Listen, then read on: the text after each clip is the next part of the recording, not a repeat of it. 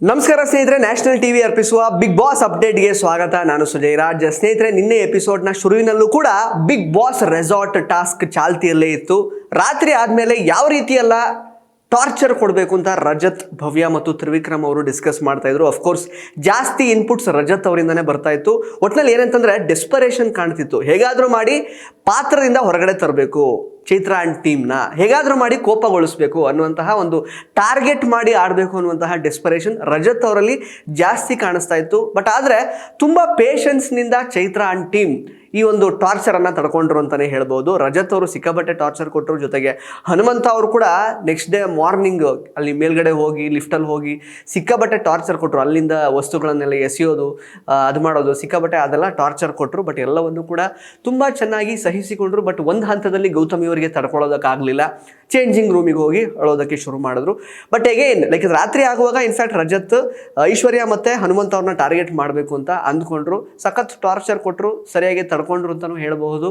Next day in fact ಆ ಒಂದು ಈ ಬಿ ರೆಸಾರ್ಟ್ ಟಾಸ್ಕ್ ಮುಗಿದ ನಂತರ ಇಂಡಿವಿಜುವಲ್ ಆಗಿ ಪಾಯಿಂಟ್ಸ್ ಕೊಡಬೇಕಾದಂತಹ ಒಂದು ಸಿಚುವೇಶನ್ ಎದುರಾಗುತ್ತೆ. ಆಗ ಮಂಜು ಅವರಿಗೆ ಬಹಳ ಡಿಸರ್ವಿಂಗ್ ಆಗಿ ಜಾಸ್ತಿ ಪಾಯಿಂಟ್ಸ್ ಬರುತ್ತೆ. ಮ್ಯಾಕ್ಸಿಮಮ್ ಪಾಯಿಂಟ್ಸ್ ಮಂಜು ಅವರಿಗೆ ಸಿಗುತ್ತೆ. ಎಲ್ಲರೂ ಕೂಡ ಮಂಜು ಅವರು ಲೈಕ್ ಅಂದರೆ ಅವರ ವರ್ತನೆಯಲ್ಲಿ ಎಲ್ಲೂ ಕೂಡ ನಾಟಕೀಯತೆ ಇರಲಿಲ್ಲ. ತುಂಬ ಚೆನ್ನಾಗಿ ಪರ್ಫಾರ್ಮ್ ಮಾಡಿದ್ರು, ತುಂಬ ಪೇಷನ್ಸಿಂದ ಇದ್ದರು, ಆ ಕ್ಯಾರೆಕ್ಟ್ರಲ್ಲಿ ತುಂಬ ಚೆನ್ನಾಗಿ ಇನ್ವಾಲ್ವ್ ಆಗಿದ್ರು ಅಂತ ಮನೆಯವರೆಲ್ಲರೂ ಹೇಳ್ತಾರೆ. ಇಂಡಿವಿಜುವಲ್ ಪಾಯಿಂಟ್ಸ್, ಆ ಸ್ಟಾರ್ಸ್, ಇಂಡಿವಿಜುವಲ್ ಸ್ಟಾರ್ಸ್ ಅಂತ ಏನು ಕೊಡಬೇಕಾಗಿರುತ್ತಲ್ಲ, ಮಂಜು ಅವ್ರಿಗೇ ಜಾಸ್ತಿ ಬರುತ್ತೆ. ಮಂಜು ಅವ್ರನ್ನ ಹೊರತುಪಡಿಸಿದ್ರೆ ಗೌತಮಿ ಅವರಿಗೆ ನೆಕ್ಸ್ಟ್ ಜಾಸ್ತಿ ಬರುತ್ತೆ. ಅದನ್ನು ಬಿಟ್ಟರೆ ಹನುಮಂತ ಅವ್ರಿಗೆ ತುಂಬ ಕಡಿಮೆ ಸ್ಟಾರ್ ಸಿಗುತ್ತೆ. ಅಂದರೆ ಅವ್ರು ಏನೋ ಬೇಕಾಬಿಟ್ಟಿ ಮಾಡಿದ್ರು ಟಾಸ್ಕ್ನ. ಅಂದರೆ ಏನಾದರೂ ಹೇಳಿದ್ರೆ ಕ್ಲೆನ್ಲಿನೆಸ್ ಮೇಂಟೈನ್ ಮಾಡೋ ವಿಚಾರದಲ್ಲಾಗಿರಬಹುದು, ಅಥವಾ ಏನಾದರೂ ಹೇಳಿದಾಗ ಅದಕ್ಕೆ ಸರಿಯಾಗಿ ರೆಸ್ಪಾಂಡ್ ಮಾಡುವಂತಹ ವಿಚಾರ ಆಗಿರಬಹುದು. ಯಾವುದ್ರಲ್ಲೂ ಕೂಡ ಅವರ ಇನ್ವಾಲ್ವ್ಮೆಂಟ್ ಚೆನ್ನಾಗಿರಲಿಲ್ಲ ಅನ್ನುವಂತಹ ರೀಸನ್ಗೆ ಹನುಮಂತ ಅವ್ರಿಗೆ ಕಡಿಮೆ ಸ್ಟಾರ್ಸ್ ಸಿಕ್ತು. ಐಶ್ವರ್ಯ ಅವರು ಕೂಡ ಕಂಪ್ಯಾರಿಟಿವ್ಲಿ ಕಡಿಮೆ, ಬಟ್ ತುಂಬ ಕಡಿಮೆ ಸಿಕ್ಕಿದ್ದು ಹನುಮಂತ ಅವ್ರಿಗೆ. ಆ್ಯಂಡ್ ಅಗೇನ್ ಇನ್ಕ್ಲೂಡಿಂಗ್ ಮೋಕ್ಷಿತಾ ಅವರು ಕೂಡ ಮಂಜು ಅವರು ತುಂಬ ಚೆನ್ನಾಗಿ ಪರ್ಫಾರ್ಮ್ ಮಾಡಿದ್ರು. ಮಂಜು ಅವರು ಯಾವಾಗ ಗೆಸ್ಟ್ ಆಗಿ ಬಂದಿದ್ರಲ್ಲ ಮನೆ ಒಳಗಡೆ, ಆಗ ಅಷ್ಟೇನು ಚೆನ್ನಾಗಿರಲಿಲ್ಲ ಅವರ ವರ್ತನೆ. ಬಟ್ ಅವರು ಲೈಕ್ ಅಂದರೆ ಸಪ್ಲೈಯರ್ ಆಗಿ, ಸಿಬ್ಬಂದಿಯಾಗಿ ಕೆಲಸ ಮಾಡುವಾಗ ತುಂಬ ಚೆನ್ನಾಗಿ ವರ್ಕ್ ಮಾಡಿದ್ರು. ಇನ್ಫ್ಯಾಕ್ಟ್ ಮಂಜು ಅವ್ರ ಬಗ್ಗೆ ನನಗೇನು ಸಮಸ್ಯೆನೇ ಇಲ್ಲ ಅಂತ ಮೋಕ್ಷಿತಾ ಅವರು ಹೇಳಿರ್ತಾರೆ. ಇಂಡಿವಿಜುವಲ್ ಪಾಯಿಂಟ್ಸ್ನ, ಇಂಡಿವಿಜುವಲ್ ಸ್ಟಾರ್ಸ್ನ ಕೊಡುವಾಗ. ಸ್ನೇಹಿತರೆ, ಈ ಪಾಯಿಂಟ್ನ ಈಗ ತಲೆಯಲ್ಲಿ ಇಟ್ಕೊಳ್ಳಿ, ಮುಂದಕ್ಕೆ ಇದಕ್ಕೆ ಬರ್ತೀನಿ. ಇನ್ನು ಇದಾದ ನಂತರ ನಾಮಿನೇಷನ್ ಟಾಸ್ಕ್ ಇಡೀ ಎಪಿಸೋಡ್ ಪೂರ್ತಿ ತೋರಿಸಿದ್ರು. ಸ್ನೇಹಿತರೆ, ಬಿಗ್ ಬಾಸ್ನ ನೀವು ಫಸ್ಟ್ ಸೀಸನಿಂದ ಇಲ್ಲಿ ತನಕ ಫಾಲೋ ಮಾಡ್ತಾ ಬಂದಿರ್ತಿದ್ರೆ ನಿಮಗೆ ಸೂಕ್ಷ್ಮವಾಗಿ ಒಂದು ವಿಚಾರ ಈ ಸೀಸನಲ್ಲಿ ಏನು ಡಿಫ್ರೆನ್ಸ್ ಕಾಣ್ತು ಅಂತ ಗೊತ್ತಾಗಿರುತ್ತೆ. ಅದೇನಂತ ಹೇಳಿದ್ರೆ, ಇಲ್ಲಿ ತುಂಬಾ ಟಾರ್ಗೆಟ್ ನಾಮಿನೇಷನ್ಸ್ ಆಯಿತು ಅಂತ ಅನ್ನಿಸ್ತು ನಿನ್ನೆ. ಯಾಕೆಂತಂದರೆ ಲೆಕ್ಕ ಹಾಕೊಂಡು ಎಷ್ಟೆಷ್ಟು ಓಟ್ ಬೀಳ್ತಾ ಇದೆ ಒಬ್ಬೊಬ್ಬರಿಗೆ. ಬಿಕಾಸ್ ನಾಮಿನೇಟ್ ಆಗೋದಕ್ಕೆ ಮಿನಿಮಮ್ 2 ಓಟ್ ಬೀಳಲೇಬೇಕು. ಸೊ ಎಷ್ಟು ಬೀಳ್ತಾ ಇದೆ, ಯಾರ್ಯಾರು ಸೇಫ್ ಆಗ್ತಾ ಇದ್ದಾರೆ, ಯಾರನ್ನು ಟಾರ್ಗೆಟ್ ಮಾಡಿ ನಾಮಿನೇಟ್ ಮಾಡೋಣ ಅನ್ನುವಂತಹ ಲೆಕ್ಕಾಚಾರದಲ್ಲೇ ನಾಮಿನೇಟ್ ಮಾಡಿದ್ರು ಕಂಟೆಸ್ಟೆಂಟ್ಸ್ ಅಂತ ನನಗೆ ಅನ್ನಿಸ್ತು ನಿನ್ನೆ ನೋಡುವಾಗ. ಬಿಕಾಸ್ ಈ ಹಿಂದಿನ ಸೀಸನ್ಗಳಲ್ಲೆಲ್ಲ ಒಬ್ಬೊಬ್ಬರಿಗೆ ಎಷ್ಟು ಓಟ್ ಬೀಳ್ತಾ ಇದೆ ಅಂತ ಬಹುತೇಕ ಸಂದರ್ಭಗಳಲ್ಲಿ ಗೊತ್ತಾಗ್ತಿರಲಿಲ್ಲ. ಯಾಕೆಂದರೆ ಕನ್ಫೆಷನ್ ರೂಮ್ಗೆ ಕರೆದು ಕಂಟೆಸ್ಟೆಂಟ್ಸ್ಗಳಿಗೆ ಓಟ್ ಮಾಡಿ ಅಂತ ಹೇಳ್ತಿದ್ರು. ಇನ್ಫ್ಯಾಕ್ಟ್ ಹೊರಗಡೆ ಎಲ್ಲರ ಮುಂದೆ ಓಟ್ ಮಾಡಿ, ನಾಮಿನೇಟ್ ಮಾಡಿ ಅಂತ ಹೇಳಿದಾಗ ಕೂಡ ಎಷ್ಟೊಂದು ಸಲ 3-3, 4-4 ಓಟ್ ಬಿದ್ದಿದ್ದೆಲ್ಲ ಇದೆ ಒಬ್ಬೊಬ್ಬರು ಕಂಟೆಸ್ಟೆಂಟ್ಸ್ಗಳಿಗೆ. ಅಂದರೆ ಈಕ್ವಲ್ ಆಗಿ ಶೇರ್ ಆಗಿದ್ದು ಆ ಥರದ್ದೆಲ್ಲ ಇದೆ. ಬಟ್ ಇಲ್ಲಿ ಏನು ಅಂದರೆ ಎಲ್ರಿಗೂ ಸಮವಾಗಿ ಇವ್ರು ತಪ್ಪಿಸ್ಕೊಂಡ್ಬಿಡ್ತಾರೆ, ಅವ್ರು ಯಾರೋ ತಪ್ಪಿಸ್ಕೊಳ್ಳೋದು ಯಾಕೆ ಅನ್ನೋ ಥರ ಹುಡುಕಿ ಬೇಡ ಇವ್ರಿಗೆ 1 ಓಟ್ ಬಿದ್ದಿದೆ, ಇವ್ರನ್ನ ಬೀಳ್ಸೋಣ ಅನ್ನೋ ರೀತಿಯಲ್ಲಿ ಮಾಡಿ ಅದರ ಟಾರ್ಗೆಟ್ ಮಾಡಿ ಕೊಟ್ಟಂಗಿತ್ತು. ಎಸ್ಪೆಷಲಿ ಹನುಮಂತ ಅವ್ರ ವಿಚಾರದಲ್ಲಿ ತ್ರಿವಿಕ್ರಮ್ ಅವರು ಕೊಟ್ಟಂತಹ ರೀಸನ್ಸ್ ಬೇಕು ಅಂತಲೇ ಟಾರ್ಗೆಟ್ ಮಾಡಿ ನಾಮಿನೇಟ್ ಮಾಡಿದ್ರಾ ಅಂತ ನನಗೆ ಅನ್ನಿಸ್ತು. ಕರ್ಣನ್ ಪಟ್ಟು ಸೆಂಟರ್ ಹರಿದ ಹಳೆ ರೇಷ್ಮೆ ಜರಿ ಸೀರೆಗಳಿದ್ರೆ ಬಿಸಾಕಬೇಡಿ, ಇವರಿಗೆ ಕೊಟ್ರೆ ಸ್ಪಾಟ್ ಅಲ್ಲೇ ಕೈ ತುಂಬ ದುಡ್ಡು.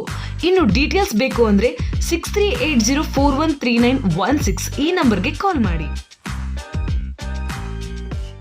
ಜೊತೆಗೆ ಮೋಕ್ಷಿತ ಅವರು ಕೂಡ ಹನುಮಂತ ಅವ್ರ ಹೆಸರು ತಗೊಳ್ತಾರೆ. ಅಲ್ಲೂ ಕೂಡ ಟಾರ್ಗೆಟ್ ನಾಮಿನೇಷನ್ ಆಯಿತು ಅಂತ ಅನ್ನಿಸ್ತು. ಆ್ಯಂಡ್ ಸರ್ಪ್ರೈಸಿಂಗ್ಲಿ ರಜತ್ ಅವರು ಸಿಕ್ಕಾಪಟ್ಟೆ ಮನೆಯಲ್ಲಿದ್ದವರಿಗೆ ಟಾರ್ಚರ್ ಕೊಟ್ಟಿದ್ರು. ಅತಿಥಿ ಆಗಿದ್ದಾಗಲೂ ಕೂಡ, ಇನ್ಫ್ಯಾಕ್ಟ್ ಸಿಬ್ಬಂದಿ ಆಗಿದ್ದಾಗ ಕೂಡ ಲೈಕ್ ಪರ್ಸ್ನಲ್ ಆಗಿ ಟಾರ್ಗೆಟ್ಸ್ ಮಾಡಿದ್ರು ಅಂತ ಮೊನ್ನೆನೇ ಹೇಳಿದ್ರು. ಅವರಿಗೆ ಇಂಡಿವಿಜುವಲ್ ಸ್ಟಾರ್ಸು ಕೂಡ ಕಡಿಮೆ ಬಂದಿತ್ತು. ಒಂದು ಹಂತದಲ್ಲಿ ಅವರು ಚೆನ್ನಾಗಿ ಆಟ ಆಡ್ತಾ ಇದ್ರು ಅತಿಥಿ ಆಗಿದ್ದಾಗ, ಬಟ್ ಹೋಗ್ತಾ ಸಿಬ್ಬಂದಿ ಆಗಿದ್ದಾಗ, ಬಟ್ ಹೋಗ್ತಾ ಸಿಬ್ಬಂದಿ ಆಗಿದ್ರು ಕೂಡ ಆ ಕ್ಯಾರೆಕ್ಟರಿಂದ ಹೊರಗಡೆ ಬಂದು ಇಂಡಿವಿಜುವಲ್ ಆಗಿ ಕೆಲವೊಬ್ಬರನ್ನ ಟಾರ್ಗೆಟ್ ಮಾಡಿ ಪರ್ಸ್ನಲ್ ಅಟ್ಯಾಕ್ ಮಾಡಿದ್ರು ಅಂತ ಸ್ಟಾರ್ಸ್ ಕೊಡುವ ಟೈಮಲ್ಲೇ ಹೇಳಿದ್ದಾರೆ ಚೈತ್ರ ಆ್ಯಂಡ್ ಟೀಮ್ನವರು. ಬಟ್ ಆ ವಿಷಯನ ನಾಮಿನೇಷನ್ ಟೈಮಲ್ಲಿ ಯಾರೂ ಜ್ಞಾಪಿಸ್ಕೊಳ್ಳೇ ಇಲ್ಲ. ರಜತ್ ಅವ್ರಿಗೆ ಒಂದೇ ಒಂದು ಓಟ್ ಬೀಳಲಿಲ್ಲ. ಇದು ತುಂಬಾ ಸರ್ಪ್ರೈಸಿಂಗ್ ಅಂತ ಅನ್ನಿಸ್ತು ಇನ್ಫ್ಯಾಕ್ಟ್. ಸೊ ಇದರ ಫಲವಾಗಿ ಆಲ್ರೆಡಿ ಭವ್ಯ ಅವರು ಈ ಮನೆಯ ಕ್ಯಾಪ್ಟನ್ ಈ ವಾರ ಆಗಿರೋದ್ರಿಂದ ಭವ್ಯ ಅವರು ಕೂಡ ಸೇಫ್ ಆಗಿದ್ದಾರೆ ನಾಮಿನೇಷನಿಂದ, ಹಾಗೆಯೇ ರಜತ್ ಅವರು ಸೇಫ್ ಆಗಿದ್ದಾರೆ, which is very surprising. And ಈಗ ಮುಖ್ಯವಾದಂತಹ ವಿಷಯಕ್ಕೆ ಬರ್ತೀನಿ ಸ್ನೇಹಿತರೆ. ಮೋಕ್ಷಿತ್ ಅವರು ಹೇಳ್ತಾರೆ, ಇಂಡಿವಿಜುವಲ್ ಸ್ಟಾರ್ಸ್ ಕೊಡುವಂತಹ ವಿಚಾರದಲ್ಲಿ ಮಂಜು ಅವರಿಂದ ನನಗೇನು ಸಮಸ್ಯೆ ಆಗಲಿಲ್ಲ, ತುಂಬ ಚೆನ್ನಾಗಿ ನಿಭಾಯಿಸಿದ್ರು ಅನ್ನುವಂತಹ ಮಾತುಗಳನ್ನು ಆಡಿರ್ತಾರೆ. ಬಟ್ ಅದೇ ನಾಮಿನೇಷನ್ ಅಂತ ಬಂದಾಗ ಮಂಜು ಅವರು ಚೆನ್ನಾಗಿ ಜಾಸ್ತಿ ಕಾಣಿಸ್ಕೊಂಡಿಲ್ಲ. ಇದು ಕ್ಷುಲ್ಲಕ ಕಾರಣ ಅಲ್ಲದೆ ಮತ್ತಿನ್ನೇನು? ಅಫ್ಕೋರ್ಸ್ ಅದಕ್ಕೀಗ ಇದೊಂದು ರೀಸನ್ನ. ನಿಮ್ಮ ಮುಂದೆ ಕಾಣಿಸ್ಕೋಬೇಕು ಅಂದರೆ ಯಾವ ರೀತಿ ಕಾಣಿಸ್ಕೋಬೇಕು ಹೇಳಿಬಿಡಿ, ಈ ರೀತಿ ಟ್ಯೂಷನ್ ಕೊಡಿ ನಾನು ಮಾಡ್ತೀನಿ ಅಂತ ಮಂಜು ಅವರು ವ್ಯಾಲಿಡ್ ಕ್ವಶನ್ನೇ ತೆಗಿತಾರೆ. ಬಟ್ ಇವರಿಗೆ ಉತ್ತರ ಇಲ್ಲದೇ ಇರುವ ಕಾರಣ ಅದಕ್ಕೆ ಅವರು ಸ್ಟ್ರಗಲ್ ಮಾಡ್ತಾ ಇದ್ದಿದ್ದು ತುಂಬ ಚೆನ್ನಾಗಿ ಗೊತ್ತಾಗಿರುತ್ತೆ ಸ್ನೇಹಿತರೆ. ಮೋಕ್ಷಿತ್ ಅವರು ಬ್ಯಾಕ್ ಆನ್ಸರ್ ಕೊಡೋದಕ್ಕೆ ಮಂಜು ಅವರು ಕೇಳಿದಂತಹ ಪ್ರಶ್ನೆಗೆ ಎಷ್ಟರ ಮಟ್ಟಿಗೆ ಕಷ್ಟಪಡ್ತಾ ಇದ್ರು ಅಂತ ನಿನ್ನೆ ಗೊತ್ತಾಗುತ್ತೆ. ಇನ್ಫ್ಯಾಕ್ಟ್ ಮಂಜು ಅವರು ವ್ಯಾಲಿಡ್ ಆಗೇ ಕ್ವಶನ್ ಕೇಳ್ತಿದ್ರು, ನಿಮ್ಮ ಮುಂದೆ ಹೆಂಗೆ ಕಾಣಿಸ್ಕೋಬೇಕಾಗಾದ್ರೆ. ಪ್ರತಿಯೊಬ್ಬರಿಗೂ ಈ ಒಂದು ರೀಸನ್ ಕೊಟ್ಟಿಲ್ಲ, ಅಫ್ಕೋರ್ಸ್ ಯಾರೂ ಕೊಟ್ಟಿಲ್ಲ ಹೇಳಬೇಕು ಅಂತಂದರೆ. ಧನರಾಜ್ ಅವ್ರದ್ದೇನೋ ಬೇರೆ ಪಾಯಿಂಟ್ ಇತ್ತು ಮಂಜು ಅವ್ರನ್ನ ನಾಮಿನೇಟ್ ಮಾಡೋದಕ್ಕೆ, ಬಟ್ ಮಂಜು ಅವರು ಕಾಣಿಸ್ಕೊಳ್ಳಿಲ್ಲ ಈ ವಾರ ಅನ್ನುವಂತಹ ರೀಸನನ್ನು ಬೇರೆ ಯಾವ ಕಂಟೆಸ್ಟೆಂಟ್ ಕೂಡ ಕೊಟ್ಟಿಲ್ಲ, ಬಟ್ ಮೋಕ್ಷಿತ ಅವರು ಕೊಟ್ಟರು. ಸೊ ಇದರಲ್ಲೇ ಗೊತ್ತಾಗುತ್ತೆ ಅವರು ಸೇಫ್ ಗೇಮ್ ಆಡ್ತಾ ಇದ್ದಾರಾ ಅನ್ನುವಂತಹ ಡೌಟ್ ಇದರಲ್ಲೇ ಬರೋದಕ್ಕೆ ಶುರುವಾಗುತ್ತೆ. ಯಾಕೆಂತಂದರೆ ಈಗ ಅವ್ರ ಜೊತೆ ಇರುವಂಥದ್ದು ತ್ರಿವಿಕ್ರಮ್ ಮತ್ತು ರಜತ್.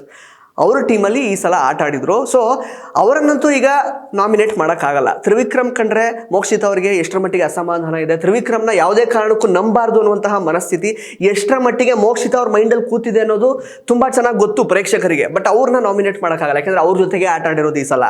ಸೊ ಬೇರೆಯವ್ರ ಟೀಮಿಂದನೇ ನಾಮಿನೇಟ್ ಮಾಡಬೇಕು ಅನ್ನೋ ಕಾರಣಕ್ಕೆ ಮಂಜುನ ಸುಮ್ಮನೆ ಮಾಡಿದ್ರ. Because Manju is a soft target, ಯಾಕೆಂದರೆ ಬಹಳಷ್ಟು ವಾರಗಳಿಂದ ಮಾಡ್ತಾನೆ ಬರ್ತಿದ್ದಾರೆ. ಆ್ಯಂಡ್ ಅಫ್ಕೋರ್ಸ್ ಮಂಜು ಅವರು ಬ್ಯಾಕ್ ಅಂದರೆ ವಾಪಸ್ ಕೊಡುವಂತಹ ನಿಟ್ಟಿನಲ್ಲಿ ಮೋಕ್ಷಿತ ಅವ್ರನ್ನ ಯಾವತ್ತೂ ನಾಮಿನೇಟ್ ಮಾಡಲಿಲ್ಲ ಇಲ್ಲಿ ತನಕ.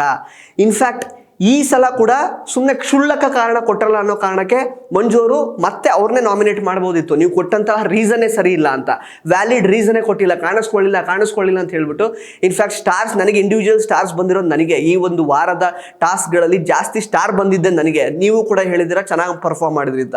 ಇಲ್ಲಿ ನೋಡಿದ್ರೆ ನಾಮಿನೇಷನ್ ಮಾಡಿ ಮನೆಯಿಂದ ಆಚೆ ಕಳಿಸೋದಕ್ಕೆ ನೀವು ನಾಮಿನೇಷನ್ಗೆ ಬೇರೆ ಕ್ಷುಲ್ಲಕ ರೀಸನ್ ಕೊಡ್ತಿದ್ದೀರಾ ಅಂತ ಮಂಜು ಅವರು ಆ್ಯಕ್ಚುಲಿ ಒಂದು ಪಾಯಿಂಟ್ನ ರೈಸ್ ಮಾಡ್ಬೋದಾಗಿತ್ತು. ಬಟ್ ಸ್ಟಿಲ್ ಅವರು ಗ್ರಡ್ಜನ್ನು ಇಟ್ಕೊಳ್ಳದೆ, ದ್ವೇಷವನ್ನು ಇಟ್ಕೊಳ್ಳದೆ ಬೇರೆಯವ್ರನ್ನ ನಾಮಿನೇಟ್ ಮಾಡ್ಕೊಂಡ್ರು. ಅವ್ರಿಗೆ ಯಾರು ಇಷ್ಟಪಟ್ಟಿದ್ರು ಅಥವಾ ಅವ್ರ ತಲೆಯಲ್ಲಿ ಏನಿತ್ತು ಅವರನ್ನು ನಾಮಿನೇಟ್ ಮಾಡ್ಕೊಂಡ್ರು. ಮಂಜು ಅವ್ರು ನಾಮಿನೇಟ್ ಮಾಡಿದ್ದು ತ್ರಿವಿಕ್ರಮ್ ಮತ್ತು ಧನರಾಜ್ ಅವರನ್ನು. ಆದರೆ ಮೋಕ್ಷಿತ ಅವರು ಮಾಡಿದ್ರಲ್ಲಿ ಅಂದರೆ ಏನು ಅಂದರೆ ರಕ್ಷಣಾತ್ಮಕ ಆಟನ ಇದು. ಅಂದರೆ ಅವ್ರ ಟೀಮಲ್ಲೇ ಇದ್ದಿದ್ದಲ್ವ ತ್ರಿವಿಕ್ರಮ್ ಅವ್ರ ಟೀಮಲ್ಲಿ, ಅವ್ರನ್ನ ಯಾರು ಇದು ಮಾಡೋಕ್ಕಾಗಲ್ಲ. ಸೊ ಇವ್ ಮಂಜು ಹೆಂಗಿದ್ರು ಸಾಫ್ಟ್ ಟಾರ್ಗೆಟು, ಸುಮ್ಮನೆ ತಗೋತಾರೆ. ಅಥವಾ ಅಲ್ಲಿ ತನಕ ಯಾರು ಮಂಜುವನ್ನ ಟಾರ್ಗೆಟ್ ಮಾಡಿರಲಿಲ್ಲ, ನಾಮಿನೇಟ್ ಮಾಡಿರಲಿಲ್ಲ ಮೋಕ್ಷಿತವ್ರು ಬರೋ ತನಕ. ಸುಮ್ಮನೆ ಯಾಕೆ ಸೇಫ್ ಆಗಿಬಿಡ್ತಾರಲ್ಲ ಅನ್ನೋ ಕಾರಣಕ್ಕೆ ಮಾಡಿದ್ದ. ಹಾಗಾದರೆ ನೀವೇ ಚೆನ್ನಾಗಿ ಆಡಿದ್ರಿ ಅಂತ ಸ್ಟಾರ್ ಕೊಡ್ತೀರಾ, ಮಂಜು ಅವ್ರದ್ದು ನನಗೇನು ಸಮಸ್ಯೆನೇ ಇಲ್ಲ ಅಂತ ಹೇಳ್ತೀರಾ. ಬಟ್ ತುಂಬ ಕಡಿಮೆ ಕಾಣಿಸ್ಕೊಂಡ್ರು ಅಂತ ಹೇಳ್ತೀರಾ. ಎಲ್ಲಿ ಕಡಿಮೆ ಕಾಣಿಸ್ಕೊಂಡಿದ್ದಿದ್ರೆ ಇಂಡಿವಿಜುವಲ್ ಸ್ಟಾರ್ಸ್ ಯಾಕೆ ಜಾಸ್ತಿ ಬರ್ತಾಯಿದ್ದು ಮಂಜು ಅವ್ರಿಗೆ? ಆಮೇಲೆ ಹೇಳ್ತಾರೆ ವಾದ ವಿವಾದ ಶುರುವಾದಾಗ, ನೀವು ರಾಜನ್ ಟಾಸ್ಕಲ್ಲಿ ಹೆಂಗೆ ಪರ್ಫಾರ್ಮ್ ಮಾಡಿದ್ರಲ್ಲ ಹಿಂದಿನ ವಾರಗಳಲ್ಲಿ ಆ ಥರ ಮಾಡಬೇಕಿತ್ತು ಅಂತ. ರಾಜನ್ ಟಾಸ್ಕಲ್ಲೇ ಅತಿ ಹೆಚ್ಚು ಮೋಕ್ಷಿತ ಅವರಿಗೆ ಹರ್ಟ್ ಆಗಿದ್ದು ಅಂತ ಇಡೀ ಕರ್ನಾಟಕದಲ್ಲಿ ಯಾರೆಲ್ಲ ಬಿಗ್ ಬಾಸ್ ನೋಡ್ತಿದಾರೋ ಎಲ್ರಿಗೂ ಗೊತ್ತು. ಸೊ ಆ ಥರದ ಆಟ ಆಡಬೇಕಂತ ಮಂಜು ಅವ್ರು ಮರು ಪ್ರಶ್ನೆ ಮಾಡ್ತಾರೆ. ಸುಮ್ಮನೆ ನಾನೇನೋ ಹೊಡೆದಾಕ್ಬಿಡ್ಬೇಕಿತ್ತ, ಹಂಗಾದ್ರೆ ಏನಾದರೂ ಅತಿರೇಕವಾದ ವರ್ತನೆ ಸುಮ್ಮನೆ ಏನಾದರೂ ಮಾಡಬೇಕಾಗಿತ್ತಾ? ಅದು ಹೆಂಗೆ ಮಾಡಬೇಕಿತ್ತು ಅಂತ ನೀವೇ ಹೇಳ್ಕೊಡಿ, ನಿಮ್ಮ ಹತ್ರ ಟ್ಯೂಷನಿಗೆ ಬರ್ತೀನಿ, ದಯವಿಟ್ಟು ಹೇಳ್ಕೊಡಿ ಅಂತ ಒಂದು ವ್ಯಾಲಿಡ್ ಕ್ವಶನ್ ರೈಸ್ ಮಾಡ್ತಾರೆ. ಬಟ್ ಮೋಕ್ಷಿತ್ ಅವರು ನೀವು ವಾಯ್ಸ್ ರೈಸ್ ಮಾಡಿ ಮಾತಾಡ್ಬಿಡಿ ನನಗೆ. ನಾನು ವಾಯ್ಸ್ ರೈಸ್ ಮಾಡಿರಲಿಲ್ಲ ಆ್ಯಕ್ಚುಲಿ. ಇನ್ಫ್ಯಾಕ್ಟ್ ಅವರು ಕ್ವಶನ್ಸ್ ಕೇಳ್ತಾ ಇದ್ರು, ವಾಯ್ಸ್ ರೈಸ್ ಮಾಡಿದ್ರೆ ನಾನು ಹಂಗೆ ವಾಯ್ಸ್ ರೈಸ್ ಮಾಡಬೇಕಾಗುತ್ತೆ. ಇದು ನನ್ನ ರೀಸನ್ಸ್ ಇದು, ನಾನು ಕೊಟ್ಟಿದ್ದೀನಿ ಅಷ್ಟೇ, ತಗೋಬೇಕಾಗತ್ತೆ, ಇನ್ನೇನು ಮಾಡೋಕ್ಕಾಗಲ್ಲ ಅನ್ನೋ ರೀತಿಯಲ್ಲೇ ಮೋಕ್ಷಿತ್ ಅವರ ಧೋರಣೆ ಇತ್ತು. ಯಾಕೆ ಈ ದ್ವೇಷ? ಯಾಕೆ ಇಷ್ಟು ವಾರ ಆದರೂ ಇಷ್ಟು ದ್ವೇಷ ಯಾಕೆ? ಇಂಡಿವಿಜುವಲ್ ಆಟಗಳನ್ನು ನೀವು ಆಡ್ಕೊಳ್ಳಿ ಅಂತ ಸಂಧಾನ ಬೇರೆ ಆಗಿದೆ ಆಲ್ರೆಡಿ, ಈಗ ಒಂದು 5-6 ಡೇಸ್ ಬ್ಯಾಕ್ ಎಲ್ಲ. ಬಟ್ ಆದರೂ ಒಂದು ರೀತಿ ಟಾರ್ಗೆಟ್ಟು ತಲೆಯಿಂದ ಹೋಗ್ತಾನೆ ಇಲ್ಲ.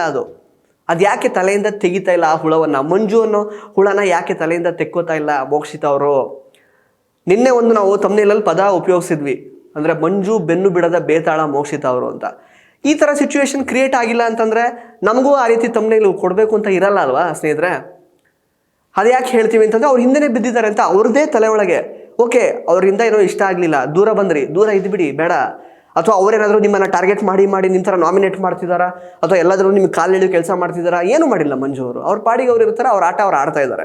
ಇನ್ಫ್ಯಾಕ್ಟ್ ನಿನ್ನೆ ಕೂಡ ನಾಮಿನೇಟ್ ಮಾಡಿದಾಗ ಅವರಿಗೆ ವಾಪಸ್ ನಾಮಿನೇಟ್ ಮಾಡೋದಕ್ಕೆ ಎಷ್ಟೋ ರೀಸನ್ಸ್ ಇತ್ತು ಮೋಕ್ಷಿತ್ ಅವ್ರನ್ನ, ಬಟ್ ಆದರೂ ಮಾಡಲಿಲ್ಲ ಅವರು. ಸುಮ್ಮನೆ ಯಾಕೆ ಅವ್ರು ಹಿಂದೆ ಬಿದ್ದಿದ್ದಾರೆ? ದಿಸ್ ಶೋಸ್ ಅವರಿಗೆ ಏನೋ ಒಂದು ಇನ್ಕೇಪಬಿಲಿಟಿ ಕಾಡ್ತಾ ಇದೆ ಮನಸ್ಸೊಳಗೆ.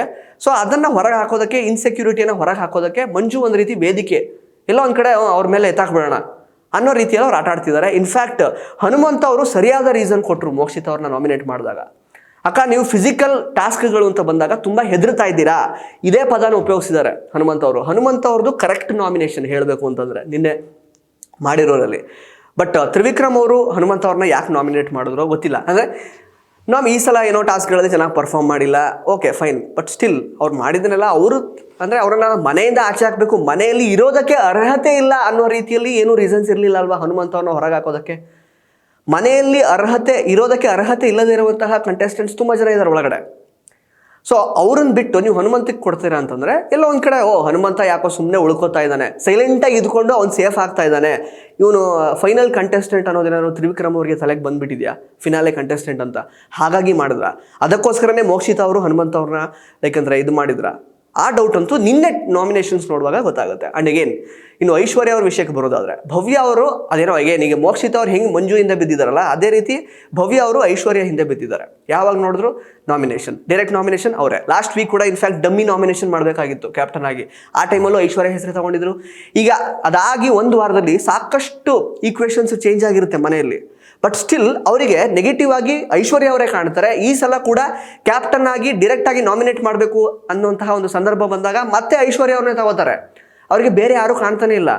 ಎಲ್ಲೋ ಒಂದು ಕಡೆ ಅವರ ಒಂದು ಅಹಂ ಕೂಡ ಐಶ್ವರ್ಯ ಅವ್ರನ್ನ ಕೆಳಗೆ ಹಾಕ್ತಾ ಇದ್ದಾರೆ ಒಂದು ಹಂತದಲ್ಲಿ. ಜೊತೆಗೆ ಅದರಿಂದ ಅವರ ಒಂದು ಅಹಂಕಾರ ಕೂಡ ಹೊರಗಡೆ ಪ್ರಸ್ತುತವಾಗ್ತಾ ಇದೆ, ಹೊರಗಡೆ ಜನರಿಗೆ ಕಾಣ್ತಾ ಇದೆ ಅನ್ನೋದು ಯಾಕೆ ಅರ್ಥ ಆಗ್ತಾ ಇಲ್ಲ ಅವ್ರಿಗೆ.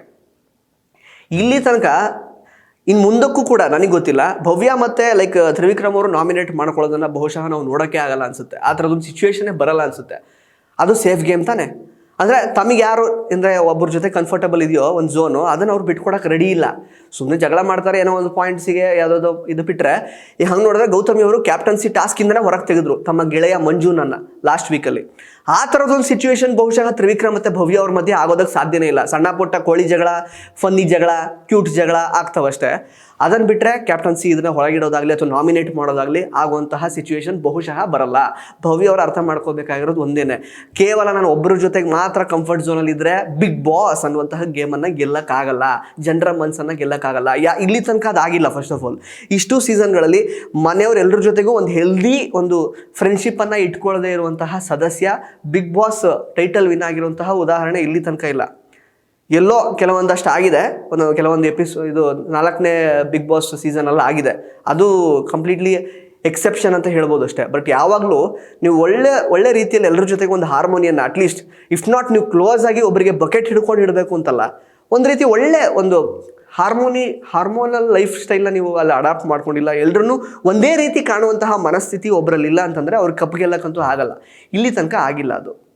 ಸೊ ಹಾಗಿರುವಾಗ ಟಾರ್ಗೆಟ್ ನಾಮಿನೇಷನ್ಸ್ ತುಂಬ ನಡೀತು ಅಂತ ನನಗೆ ಅನ್ನಿಸ್ತು ಸ್ನೇಹಿತರೆ. ಜೊತೆಗೆ ರಜತ್ ಅವರು ಸರ್ಪ್ರೈಸಿಂಗ್ಲಿ ಸೇವ್ ಆದರು, ಚೈತ್ರ ಅವರು ನಾಮಿನೇಟ್ ಆದರು ಬೇರೆ ಬೇರೆ ರೀಸನ್ಸಿಗೆ. ಆ್ಯಂಡ್ ಅಗೇನ್ ಹನುಮಂತ್ ಅವ್ರು ಕೊಟ್ಟದಂತಹ ರೀಸನ್ಸ್ ಸರಿ ಇತ್ತು, ಇನ್ಫ್ಯಾಕ್ಟ್ ಮೋಕ್ಷಿತ್ ಅವರಿಗೆ ಅಂತ ಅನ್ನಿಸ್ತು. ಅದನ್ನು ಹೊರತುಪಡಿಸಿದ್ರೆ ನಿನ್ನೆ ನಡೆದಂತಹ ನಾಮಿನೇಷನ್ಸ್ ಪ್ರಕ್ರಿಯೆ ಬಗ್ಗೆ, ಮಂಜು ಅವರ ಆಟದ ಬಗ್ಗೆ, ಮೋಕ್ಷಿತ್ ಅವರ ಡ್ಯುಯಲ್ ನೇಚರ್ ಬಗ್ಗೆ ನಿಮಗೇನು ಅನಿಸುತ್ತೆ ಅಂತ ದಯವಿಟ್ಟು ಕಮೆಂಟ್ ಬಾಕ್ಸಲ್ಲಿ ಕಮೆಂಟ್ ಮಾಡಿ ತಿಳಿಸಿ. ಧನ್ಯವಾದ.